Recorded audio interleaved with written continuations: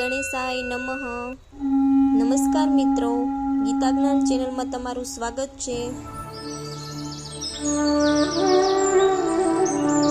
શ્રીમદ ભગવદ્ ગીતા અધ્યાય 12 ભક્તિ યોગ. ભક્તિનો યોગ.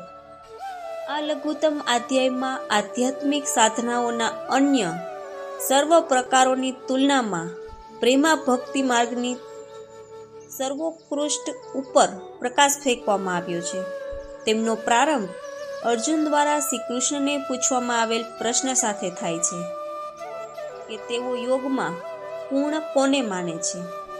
તેઓ કે જે ભગવાનના સાકાર સ્વરૂપની ભક્તિ કરે છે કે તેઓ જે નિરાકાર બ્રહ્મની ઉપાસના કરે છે?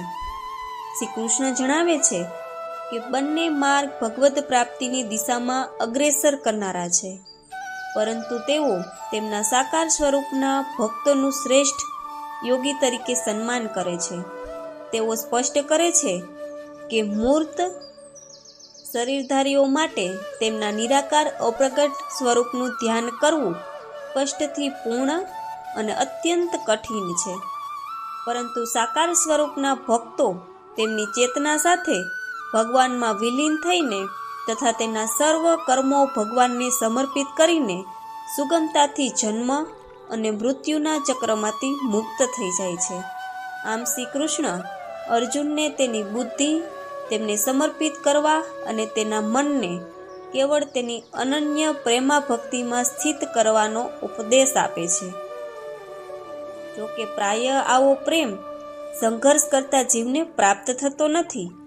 તેથી શ્રી કૃષ્ણ અન્ય વિકલ્પો પ્રસ્તુત કરે છે અને જણાવે છે કે જો અર્જુન શીઘ્રતાપૂર્ણ મનને ભગવાનમાં લીન કરી અવસ્થાએ ન પહોંચી શકે તો તેણે નિરંતર સાધના દ્વારા પૂર્ણતાની અવસ્થાને પહોંચવાનો પ્રયાસ કરવો જોઈએ.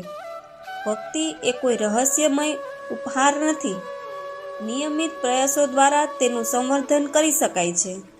જો અર્જુન આટલું પણ ન કરી શકે તો પણ તેણે પરાજય સ્વીકારવો ન જોઈએ, પરંતુ તેણે ભગવાનની પ્રસન્નતા માટે ભક્તિયુક્ત કર્તવ્યોનું પાલન કરવું જોઈએ. જો આ પણ શક્ય ન હોય તો તેણે કેવળ તેના કર્મોના ફળનો ત્યાગ કરીને સ્વમાં સ્થિત થવું જોઈએ. પશ્ચાત તેઓ સ્પષ્ટ કરે છે કે યાંત્રિક સાધનાની તુલનામાં જ્ઞાનનું સંવર્ધન શ્રેષ્ઠ છે, જ્ઞાન કરતાં ધ્યાન શ્રેષ્ઠ છે અને ધ્યાનની તુલનામાં કર્મોના ફળોનો ત્યાગ શ્રેષ્ઠ છે, જેનાથી તુરંત શાંતિ પ્રાપ્ત થાય છે. આ અધ્યાયના અન્ય શ્લોકો ભગવાનના પ્રેમી ભક્તોના અદ્ભુત ગુણોનું વર્ણન કરે છે, જે ભગવાનને અતિ પ્રિય છે.